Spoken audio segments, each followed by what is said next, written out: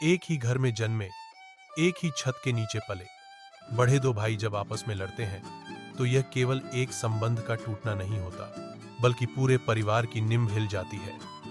भाई भाई की लड़ाई एक गंभीर सामाजिक और पारिवारिक समस्या बनती जा रही है। यह लड़ाई छोटी छोटी बातों से शुरू होकर बड़े झगड़े और यहां तक कि कानूनी विवाद तक पहुंच जाती है।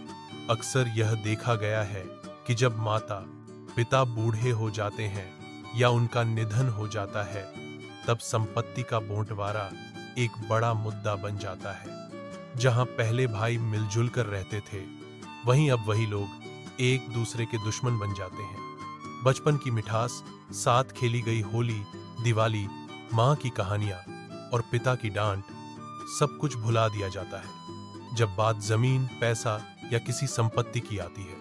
लड़ाई का कारण केवल संपत्ति ही नहीं होता। कभी कभी ईर्ष्या, अहंकार या पत्नी और परिवार वालों के दखल से भी भाई भाई में दरार आ जाती है। एक भाई को लगता है कि दूसरा उसे नीचा दिखा रहा है या वह परिवार में ज्यादा सम्मान पा रहा है। यह मनमुटाव धीरे धीरे इतनी गहराई तक पहुंच जाता है कि दोनों एक दूसरे से बात करना भी छोड़ देते हैं। जब भाई आपस में लड़ते हैं तो सबसे ज्यादा दुख माता पिता को होता है। वे जिन्होंने अपने जीवन भर मेहनत करके अपने बच्चों को एक साथ रखा, वही यह सब देखकर टूट जाते हैं। परिवार का माहौल अशांत हो जाता है। बच्चों पर इसका गहरा प्रभाव पड़ता है।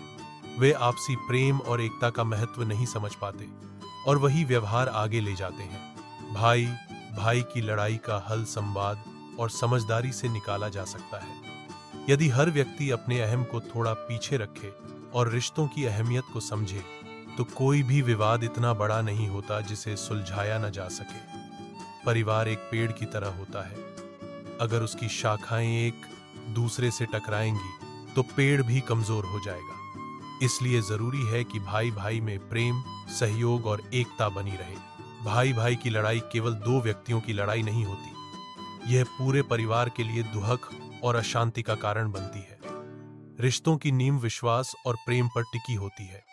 हमें यह समझना चाहिए कि धन तो कमाया जा सकता है, लेकिन रिश्ते एक बार टूट जाएं तो उन्हें जोड़ना आसान नहीं होता। इसीलिए हमें अपने परिवार को एक सूत्र में बांध कर रखना चाहिए और हर लड़ाई को बातचीत और आपसी समझदारी से सुलझाना चाहिए।